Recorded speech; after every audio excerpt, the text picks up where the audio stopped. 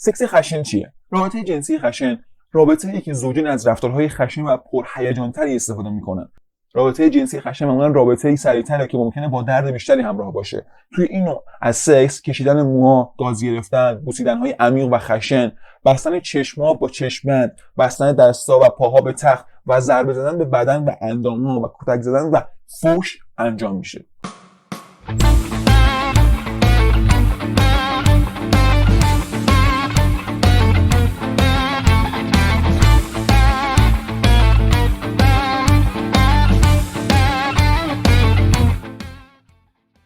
چطور سکس خشن لذت بخشتری رو داشته باشین؟ با هم صحبت کنین. بعد از اینکه با هم توافق کردین که چه چیزایی رو میخوان و با امتحان کردنشون مشکلی ندارید، روزی که میخواین رابطه جنسی خشن رو امتحان کنین هم با هم صحبت کنین و کاری که میخواید انجام بدین رو با لحن تحریک کننده به پارتنرتون بگین. مثلا در گوشش آروم بگین امروز میخوام اول دستاتو ببندم. در حین رابطه جنسی هم میتونین آروم در گوشش نجوا کنین. میخوای یکم با سرعت بیشتر پیش بریم؟ قبل از انجام برخی از کارها این گونه سوال پرسیدن باعث میشه شخص آمادگی داشته باشه و بیشتر هم تحریک بشه. اما گاهی هم میتونه بدون اطلاع قبلی کارهایی رو انجام بدین تا سورپرایز بشه. تعیین کنید که حد و مرزتون چیه. مشخص کنید تا چه حد رفتارهای خشن رو دوست دارین و حد و مرزتون چیه. مثلا اگه دوست نداری به پوستتون آسیبی برسه، باید اون رو به پارتنرتون در میون بذارین. پس درباره حد و مرزها با هم صحبت کنید و واضح اونا رو مشخص کنید. اجازه بدین پارتنرتون هم حد و مرزاشو بازگو کنه. عشق بازی داشته باشین، اما از نوع خشن. برای عشق بازی و معاشقه واسه آمادگی رابطه خشن، بوسه‌ها رو خشن و عمیق‌تر کنید. به بدنه ضربه بزنید. لباساشو با خشونت در بیارید و در کل رفتارهای خشن و قاطعانه رو انجام بدید. بخندید و رابطه سرگرم‌کننده داشته باشید. درسته که سکس خشن بسیار خشک و جدی به نظر میرسه، اما لازم نیست در طول رابطه جنسی مدام جدی باشید. کمی خنده و شوخی برای اتفاقاتی که میفته میتونه بسیار سرگرم‌کننده و عالی باشه. به عنوان مثال اگه پارتنرتون میخواد لباستون رو پاره کنه اما اولین بار نتونست و موفق نشد، کمی خنده برای سرگرم‌کننده ترک کردن فضا بد نیست. البته خنده‌تون نباید حالت تمسخر داشته باشه. یه زمانی که به ارگاسم میرسید لبخند و ابراز رضایت بسیار عالیه. رضایت و لذت بردن از رابطه جنسی برای پارتنرها بسیار مهمه و تاثیرات مثبتی روی زندگی مشترک و میزان عشق، صمیمیت و تعهدشون میذاره. برای اینکه روش‌های مختلف واسه ایجاد تنوع و تازگی در رابطه جنسی رو آموزش ببینید تا سکس پرشور و هیجان و لذت بخشی داشته باشین، توصیه می‌کنم همه ویدیوهای سکس خشن رو از کانالمون ببینید. میتونید پلیلیست آموزش سکس خشن رو ببینید و واسه اینکه در جریان ویدیوهای ما هم باشید همین الان سابسکرایب کنید و زنگوله رو هم فعال کنید. صداها و نجواهای تحریک کننده رو فراموش نکنید. صدای نفس زدن، جیغ کشیدن و اوه و ناله کردن رو فراموش نکنید. حتی مردم هم باید لذت‌های خودشون رو نشون بدن. این صداها، نجواها و نفس زدن‌ها واسه لذت بخش‌تر شدن رابطه و ارضا شدن شما و پارتنرتون لازم و موثره. شما هم فاعل باشید. دائما منتظر دستورات پارتنرتون نباشین. شما هم میتونید فاعل باشید و به رابطه هیجان بدین. اگه با رابطه دهانی یا اورال سکس مشکلی ندارین، این کار رو واسه پارتنرتون انجام بدین. توی سکس خشن به اورال سکس هم خشونت و سرعت بدین. بعضی وقتا شما پوزیشنر رو امتحان میکنین یا با پارتنرتون بگین که چه کاری کنه بیشتر ارضا میشین. از وسایل و ابزارهای متنوع استفاده کنین. برای متنوع‌تر کردن رابطه جنسیتون میتونید از عود برای خوشبوتر کردن فضا، از موسیقی‌های خاص مثل راک یا هر سبکی که فکر می‌کنین حس و حال خشن بودن رو القا می‌کنه و شما رو تحریک می‌کنه استفاده کنید. از بالش‌های نرم با رنگ‌های تحریک کننده مثل قرمز، از چشم‌بندها یا دستگاه‌هایی مثل ویبراتور برای تحریک بیشتر و عمیق‌تر استفاده کنید. بعد از پایان رابطه با همسرتون ارتباط فیزیکی برقرار کنید. بعد از پایان رابطه جنسی فوراً اتاق رو ترک نکنید و به دنبال کارهای دیگه نرید. در کنار هم بشین و درباره رابطه‌ای که داشتید صحبت کنید.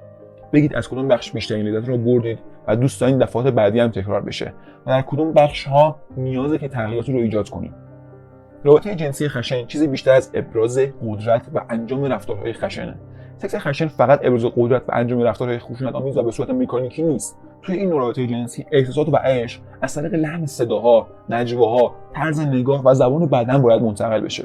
در واقع در دنیای واقعی سکس خشن اصلا شبیه به فیلم‌های پر نیست که یک نفر فقط ابراز قدرت میکنه و دیگری در نقش مفعول قرار میگیره، آزار میبینه و درد میکشه. در دنیای واقعی رابطه جنسی خشن ارتباط و انرژی پارتنرها و همچنین میزان لذت بردن اوناست و نه درد کشیدن و آسیب زدن. در رابطه جنسی خشن از این رفتارها خودداری کنید. انجام رفتارهایی که پارتنرتون راضی نیست و دوست نداره. بی‌اعتنایی به مخالفت‌های پارتنرتون از انجام دادن یا ادامه رفتار خشنی که احساس خوبی نسبت بهش نداره. زیاده روی توی رفتارهای خشن یا ضربه زدن به اندام‌ها. شروع رابطه جنسی خشن بدون صحبت کردن و توافق با پارتنرتون و بدون آمادگی قبلی. پایان دادن ناگهانی رابطه جنسی خشن و بی‌توجه بودن نسبت به معاشقه و عشق‌بازی یا ارتباط فیزیکی لازمه بعد از پایان سکس خشن. خب آیا سکس خشن باعث خونریزی میشه؟ ممکنه که این اتفاق بیفته اما لزوما نه. اگه باکره نباشین رابطه جنسی در کل باعث خونریزی نمیشه، مگر اینکه انقباضات واژنتون زیاد باشه و در همون حین بخواید به زور دخول انجام بدید و پارگی اتفاق بیفته. آیا تمایل به سکس خشن یک نوع بیماری روانیه؟ تمایل به سکس خشن فقط گاهی واسه ایجاد تنوع و بیماری روانی یا جنسی نیست و با سادیسم و مازوخیسم متفاوته. پس اگه برای تنوع از اون استفاده می‌کنیم نیاز نیست نگران باشیم. آیا هر دفعه انجام رابطه‌های خشن آسیب زننده نیست؟ اگه در حدی باشه که هر دوتون رضایت دارید و آسیب به شما نمیرسه، نه، مشکلی رو ایجاد نمی‌کنه. آیا سکس خشن عوارض داره؟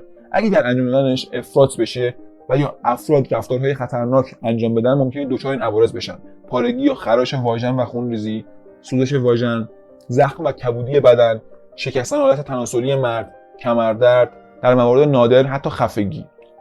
چطور در رابطه مطمئن بشین پارتنرتون لذت میبره؟ قطعا از رفتارها و بازخورداش متوجه میشید، اما میتونید این سوالات رو ازش بپرسید تا اطمینان بیشتر پیدا کنید. تمایل داری یکم استراحت کنی یا ادامه بدی؟ همینطور ادامه بدم خوبه؟ این رفتار رو دوست داری؟ احساس خوبی رو تجربه میکنی؟ همین الان به چی نیاز داری تو باید انجام بدم؟ در رابطه خشن از چه پوزیشنی استفاده کنید؟ این موضوع بستگی به خواست و تمایل شما به پارتنرتون داره، اما معمولا در این رابطه از پوزیشن داگیزر استفاده میشه، چون همزمان میتونید رفتارهای خشن مثل گرفتن موهای پارتنرتون رو انجام بدید. چطور توی فیلم‌های پر انقدر خشونت به خرج میدن؟ پر نوعی فیلمه و فیلم هم ساختگیه. شما اون چند دقیقه رو میبینید که پشت سر هم ضبط نشده و حتی ممکنه توی یک روز ضبط نشده باشه. بنابراین این فیلم‌ها رو باور نکنید و نخواین همون رفتارها رو نسبت به پارتنرتون داشته باشین. در مورد فیلم‌های پر میتونید این ویدیو رو که بالا بهتون پیشنهاد میشه رو ببینید. رابطه جنسی خشن میتونه آسیب روحی به فرد بزنه. اگه رفتارهای خشونت‌آمیز افراطی انجام بشه که به خواست و تمایل و رضایت فرد نباشه، میتونه به مرور بهش آسیب روانی، احساسی و جسمانی بزنه. به همین دلیله که توی ویدیو بارها تاکید کردم که رضایت داشتن شما و پارتنرتون واسه این نوع سکس بسیار بسیار مهمه. مرد بیشتر سکس خشن دوست داره یا زنا؟ معمولا مردا بیشتر طرفدار این رابطه جنسی هستند، اما زنا هم تمایل دارن گاهی برای تنوع از این رفتارها انجام بدن. خب بریم سراغ خلاصه این ویدیو. بعضی از زنا و مردا اجرای رفتارهای خشن رو بسیار تحریک کننده و لذت بخش میدونن و دوست دارن از این رفتارها گاهی توی رابطه جنسیشون استفاده کنن.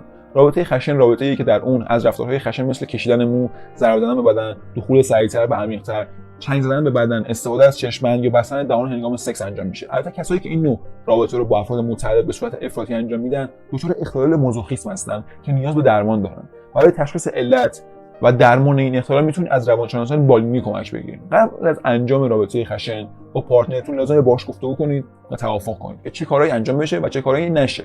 گفتیم از کلمات زرد و قرمز یا از حرکات غیر کلامی رمزی استفاده کنید. واسه اینکه سکس خشن امنی داشته باشین، کاندوم‌های ضخیم‌تر استفاده کنید یا زود عوض کنید. از نجواها و صداهای تحریک کننده برای نشون دادن احساس خوب و لذت خودتون استفاده کنید تا پارتنرتون از لذت بردن شما آگاه بشه و خودش هم بیشتر لذت ببره. بعد از پایان رابطه جنسی همدیگه رو بغل کنید، نوازش کنید و ببوسید و درباره رابطه‌ای که داشتید با هم صحبت کنید. و در نهایت سکس خشن رابطه‌ای لذت بخش و هیجان انگیزه که با تنوع و پرشور و هیجان تر کردن رابطه میتونید تجربهش کنید. و مثل همیشه برای سکس و رابطه‌ای که دارین ارزش قائل بشین و از سکس تراپیست‌ها کمک بگیرید. و در نهایت سکس خشن رابطه‌ای لذت بخش و هیجان انگیزه که واسه تنوع و پرشور و هیجان تر کردن رابطه میتونید تجربهش کنید و مثل همیشه برای سکس و رابطه‌ای که دارین ارزش قائل بشین و از سکس تراپیست‌ها کمک بگیرید. یا ویدیوهای ما رو ببینید.